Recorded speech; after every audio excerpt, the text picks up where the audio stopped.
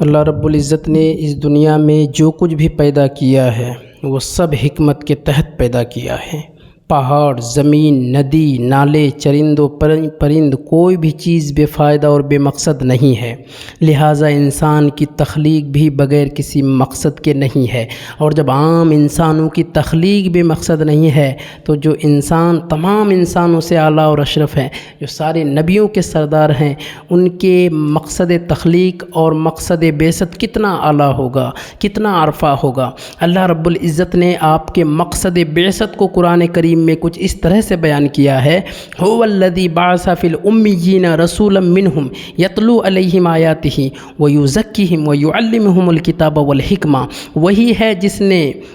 نے بھیجا ان پڑھوں میں ایک رسول، انہی میں کا پڑھ کر سناتا ہے ان کو اس کی آیتیں اور ان کو سنوارتا ہے اور سکھلاتا ہے اور ان کو کتاب اور عقل مندی۔ آپ کی بعثت کا پہلا مقصد تلاوت قرآن بتلایا ہے۔ آیت کریمہ میں غور کریں، آپ کی بعثت کا پہلا مقصد تلاوت قرآن بتلایا ہے۔ خود اللہ کے نبی نے تلاوت کے بڑے فضائل بیان کیے ہیں، اس لیے کہ اس سے دل کی صفائی ہوتی ہے اور دل میں ایمان کا نور پیدا ہوتا ہے۔ ایک موقع پر اللہ کے رسول نے فرمایا کہ قلوب زنگ آلود ہو جاتے ہیں جیسا کہ پانی لگ جانے سے لوہا زنگ آلود ہو جاتا ہے۔ سوال کیا گیا کہ یا رسول اللہ، پھر اس کی صفائی کا ذریعہ کیا ہے؟ آپ صلی اللہ علیہ وسلم نے فرمایا کہ موت کو کثرت سے یاد کرنا اور قرآن کریم کی تلاوت کرنا۔ غرض اللہ کے رسول نے ان لوگوں کے سامنے تلاوت کی جو قرآن کریم کی تلاوت کو سننے کو تیار نہ تھے۔ رسول اللہ صلی اللہ علیہ وسلم نے ان لوگوں کے سامنے قرآن کریم کی تلاوت کی جو قرآن کریم کی تلاوت کو سننے کو تیار نہ تھے۔ مجمع میں بھی سنایا، تنہائی میں بھی سنایا، آبادی میں بھی سنایا اور آبادی سے باہر راستوں پر بھی۔ دین کی روشنی میں بھی، رات کی تاریکی میں بھی عرب کا کوئی مشہور بازار اور میلہ ایسا نہ تھا جہاں جا کر اللہ کے رسول صلی اللہ علیہ وسلم نے قرآن کا پیغام نہ سنایا ہو۔ آپ صلی اللہ علیہ وسلم کی بعثت کا دوسرا مقصد، آپ دیکھیں قرآن پاک کی آیت کریمہ کی جو ہم نے تلاوت کی ہے، آیت میں تعلیم کتاب بیان فرمایا گیا ہے، یعنی اللہ کے رسول کے واسطے کے بغیر قرآن کریم سمجھ میں نہیں آ سکتا۔ اگر ایسا ہو سکتا تو رسول کو بھیجنے کی ضرورت نہ ہوتی،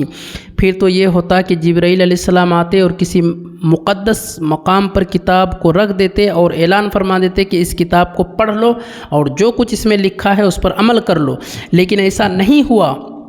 بلکہ انسانوں کی ہدایت کے لیے کتاب اللہ بھی آئی اور رسول اللہ بھی آئے۔ صحابہ کرام کی زبان عربی تھی، ذہین اور ذکی بھی زبردست تھے، حافظہ بھی عجیب و غریب تھا کہ ہزاروں اشعار یاد تھے، لیکن اس کے باوجود معلم اعظم کی رہنمائی اور سرپرستی کے محتاج تھے۔ وہ حضرات آپ صلی اللہ علیہ وسلم کے ارشادات سنتے تھے اور آپ صلی اللہ علیہ وسلم کی سیرت اور عملی زندگی کو دیکھتے تھے اور اس کتاب ہدایت کو سمجھتے تھے۔ اللہ رب العزت نے اپنے کلام میں آپ صلی اللہ علیہ وسلم کی بعثت کا تیسرا مقصد تعلیم حکمت بتلایا ہے۔ حکمت کے معنی بصیرت کے ہیں۔ اللہ کے رسول صلی اللہ علیہ وسلم نے اپنے عمل سے، اپنے کردار سے، اپنے فرمودات سے بصیرت اور دانائی سکھائی ہے، اس طور پر کہ مکہ میں ظلم و تشدد، جور و جفا کی فضا تھی، مدینہ آئے تو مہاجرین کی آبادی کا مسئلہ تھا، منافقین سے بھی نبرد آزمائی تھی، بدر، احد اور خندق سب کے تقاضے الگ الگ تھے، حدیبیہ میں بالکل ہی خلاف توقع صورتحال تھی۔ ایسے ہی اس نئی مملکت کو نئی بنیادوں پر کھڑا کرنے کا مسئلہ تھا، بڑے طاقتوں اور ہمسایوں سے تعلقات کے معاملات تھے، مگر دنیا نے اپنی آنکھوں سے دیکھا اور کتابوں میں مرقوم ہے کہ اللہ کے نبی نے ان مشکل مواقع میں کیا رویہ اختیار کیا اور کیسے یہ مسائل حل ہوئے۔ لہٰذا نبی صلی اللہ علیہ وسلم کی سیرت میں غور و فکر آج بھی ہمیں دعوت ملاحظہ دیتا ہے کہ ایک مسلمان مظلومیت کے دور میں، جنگ کے دور میں، صلح و امن کے دور میں، ہجرت اور نصرت کے دور میں، سیادت و قیادت کے دور میں مختلف حالات کو کیسے حل کرے۔ سرکار دو عالم صلی اللہ علیہ وسلم کی بعثت کا چوتھا مقصد تزکیہ اور تصفیہ ہے۔ وَيُزَكِّهِمْ، اللہ کے نبی ان کا تزکیہ کرتے ہیں، یعنی ان کو سنوارتے ہیں، بائیں طور کہ ان کے دلوں میں کفر تھا، شرک تھا، حسد تھا، بخل تھا، دنیا کی محبت تھی، غرور و تکبر تھا۔ اللہ کے نبی نے ان کو سنوارا کہ ان کے قلوب سے ہر غلاظت نکل گئی، اور جب تمام گندگیوں سے پاک ہو گئے تو پھر ان کو سنوارا ایثار سے، احسان سے، استغنا اور قناعت سے، تواضع اور انکساری سے۔ اور یہ تزکیہ آج بھی ضروری ہے، کیونکہ اگر دل میں ریا ہے تو نماز جیسی عبادت ورزش بن جاتی ہے۔ روزہ بغیر تزکیہ کے بھوک پڑتال ہو جاتا ہے، روزہ بغیر تزکیہ کے بھوک پڑتال ہو جاتا ہے۔ حج سیر و تفریح کا سبب بن جاتا ہے، زکوٰۃ مالداری کے دکھلانے کا سبب قرار پاتی ہے، جبکہ تزکیہ کے ساتھ کیے گئے دنیاوی اعمال بھی دین بن جاتے ہیں۔ غرض یہ بعثت کے وہ 4 مقاصد ہیں جن کو اللہ رب العزت نے خود قرآن کریم میں بیان فرمایا ہے۔ اللہ تعالیٰ جو بڑا رحمان و رحیم ہے، اور جس نے انسانوں کے لیے وہ سب چیزیں پیدا کی ہیں جن کی انسانوں کو اپنی زندگی میں ضرورت ہوتی ہے، اس نے انسانوں کی اس سب سے بڑی ضرورت کو بھی ہمیشہ پورا کیا ہے۔ یعنی جب سے اس دنیا میں انسانوں کا سلسلہ شروع ہوا ہے، اسی وقت سے نبوت و رسالت کا سلسلہ بھی جاری ہے۔ اس کو اس طرح سے بھی کہہ سکتے ہیں کہ جس انسان کو سب سے پہلے اس دنیا میں اتارا ہے، اسی کے سر پر پیغمبری کا تاج بھی رکھا، اور ان کو حکم دیا کہ وہ اپنی نسل کو اسلام کی تعلیم دیں، یعنی بتائیں کہ اس کائنات کا خالق و مالک ایک ذات ہے، اس کی عبادت کرو، اس کی مرضی کے مطابق زندگی گزارو، ایسا کرو گے تو انعام پاؤ گے، اور اس کی اطاعت سے منہ موڑو گے تو سزا ملے گی۔ اب حضرت آدم علیہ السلام کی نسل بڑھی اور دنیا کے مختلف حصوں میں پھیل گئی، اور رفتہ رفتہ ان تعلیمات سے دور ہوتی گئی جو ان کے والد نے ان کو دی تھی، بلکہ طرح طرح کی برائیاں ان میں پیدا ہو گئیں، اور حقیقی خالق کو چھوڑ کر کائنات کی مختلف اشیاء کو اپنا معبود بنا لیا۔ اب اللہ تعالیٰ نے ہر قوم میں پیغمبر بھیجنے شروع کیے جو انسانوں کو وہی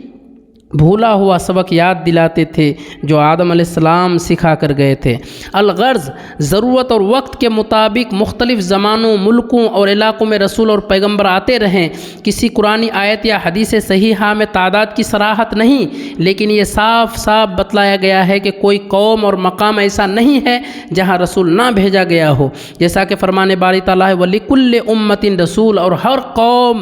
ہر قوم کے واسطے پیغمبر آئے ہیں۔ دوسری جگہ ارشاد فرمایا گیا وَلَقَدْ بَعَثْنَا فِي كُلِّ أُمَّةٍ رَسُولًا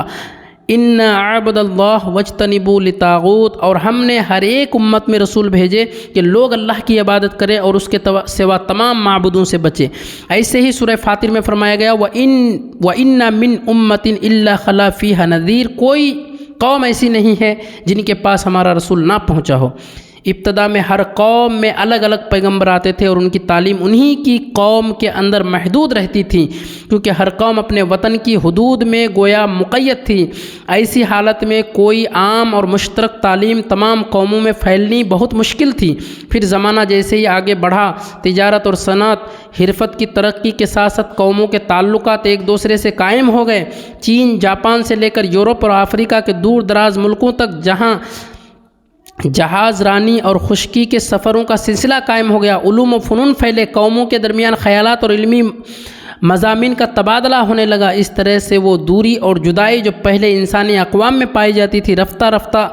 کم ہوتی چلی گئی، اور اب یہ ممکن ہو گیا کہ ایک ہی تعلیم اور ایک ہی شریعت تمام دنیا کے لیے بھیجی جائے۔ اور یہ وقت تھا جب تمام دنیا اور اقوام کے لیے ایک پیغمبر یعنی محمد صلی اللہ علیہ وسلم کو عرب کی سرزمین میں پیدا کیا گیا، اور آپ کو اسلام کی پوری تعلیم اور منسوخ نہ ہونے والا قانون دے کر اس خدمت پر مامور کیا کہ اسے سارے جہان میں پھیلا دیں۔ پھر ان مقدس ہستیوں کے بارے میں ایمانی وصول یہ ہے کہ حضرات شریعت ساز نہیں بلکہ شریعت رساں ہوتے ہیں، جیسا کہ ایک موقع پر باری تعالیٰ نے ارشاد فرمایا ہے کہ جب کفار حضور سے آ کر کہتے تھے کہ آپ جو باتیں بیان کرتے ہیں ان میں کچھ ہم کو ناپسند ہوتی ہیں، اگر آپ ان میں کچھ تبدیلی کریں تو ہم بھی آپ کے ساتھ ہو جائیں گے، تو آپ جواب دیتے کہ میرا کام صرف پہنچا دینا ہے، کسی ترمیم و تبدیلی کا اختیار نہیں ہے۔ اللہ رب العزت نے خود کچھ جلیل القدر انبیاء کا تذکرہ قرآن کریم میں کیا ہے، کچھ نفوس قدسیہ کا ذکر احادیث رسول میں ہے، مگر ایک بڑی تعداد جن کا ذکر ان دونوں میں نہیں ہے، لیکن ہمارے لیے ضروری ہے کہ ہم سب ان پر ایمان لائیں اور سب کو یکساں طور پر پاک باز بندے سمجھے، اس کے بغیر ہمارا ایمان مکمل نہیں۔ قرآن کریم میں اہل ایمان کا عقیدہ اس طرح بیان کیا گیا، لا نفرق بین احد من رسلہ، کہ ہم اللہ کے پیغمبروں میں کوئی تفریق نہیں کرتے بلکہ سب کو مانتے ہیں۔